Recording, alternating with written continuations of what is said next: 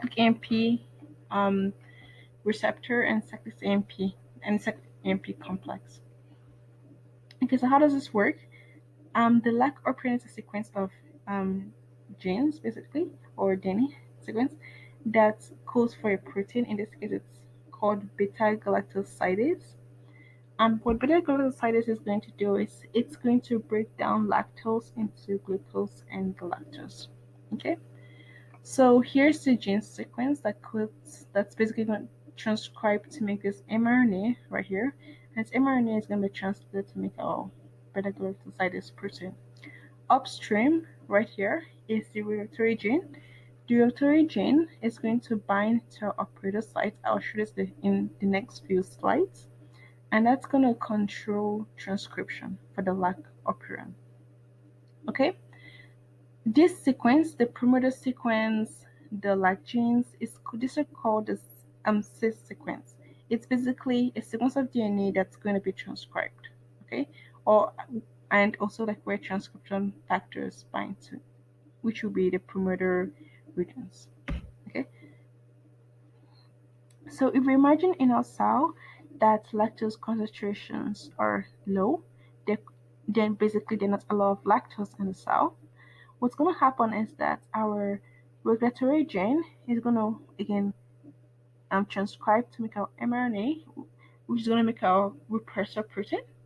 Our repressor protein is going to bind to the operator site, as I said before, and that's going to block transcription.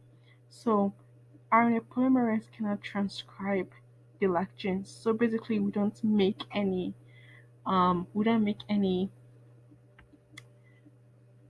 protein we don't make any mRNA, we don't make any protein, right? So yeah.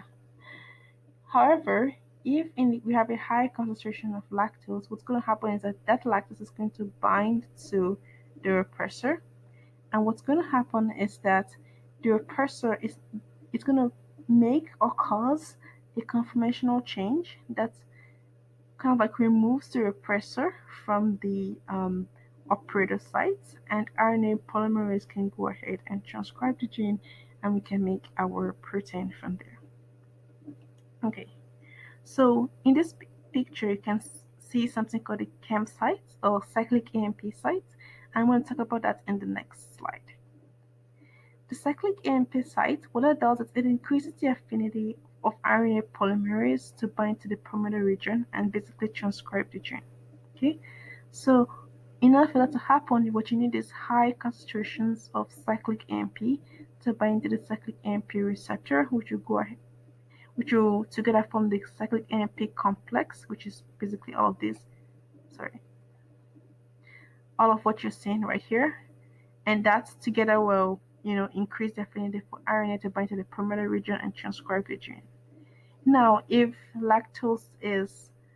have a lot of lactose in the cell, what's going to happen is that, and we also have high concentrations of cyclic AMP, then perfect, we can transcribe our gene.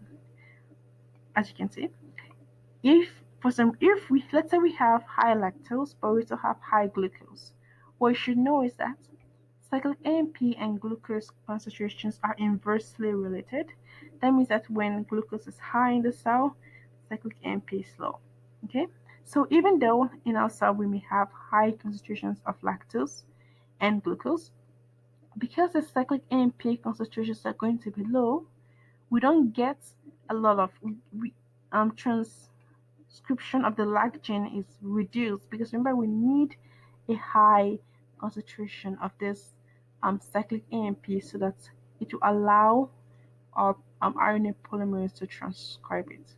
Okay, RNA polymerase cannot bind, doesn't have a strong affinity for the promoter region if the cyclic AMP complex isn't present there.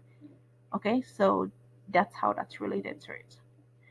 Of course, if we have a high lactose concentration and a low glucose concentration, then yes, you can see that we're going to have a lot of this lac genes being transcribed to make our protein.